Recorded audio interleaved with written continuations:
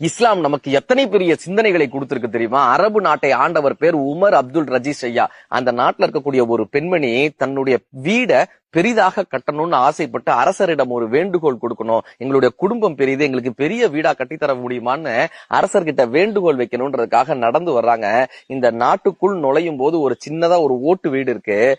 களைப்பா இருக்கு, நடந்து வந்த களைப்பா இருக்கு. அந்த வீட்டினுடைய வாசல்ல போய் அமர்றாங்க. அந்த வீட்டினுடைய குடும்ப தலைவர் என்னன்னு எல்லா விஷயம் கேட்டு இந்த அம்மாவுக்கு உணவளிக்கிறாங்க. கொஞ்ச நேரம் தங்க சொல்றாங்க. நாட்டினுடைய அரசரை பார்த்து நான் ஒரு வீடு கேட்கலான்னு வந்திருக்கேன்னு இந்த அம்மா சொல்ல, அவங்க சொல்றாங்க கொஞ்ச நேரம் பொறுமா, அரசரே இங்க வந்துருவாரு, அரசரே இந்த வீட்டுக்கு வருவாரு. அவர் ஏன் இந்த ஓட்டு வீட்டுக்கு வரப்போறாருன்னு இவங்க கேட்க, அந்த குடும்ப தலைவி சொன்னாங்களாம், அவருடைய வீடுதாம்மா இது, நாட்டினுடைய அரசருடைய வீடுதான் இது, நான் அவருடைய மனைவி, என் பெயர் பாத்திமான்னு அந்த அம்மா சொல்லியிருக்காங்க.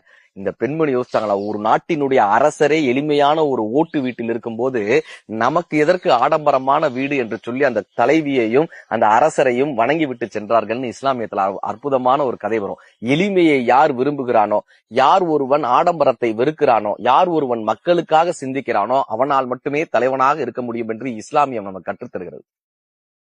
Download ShareChat.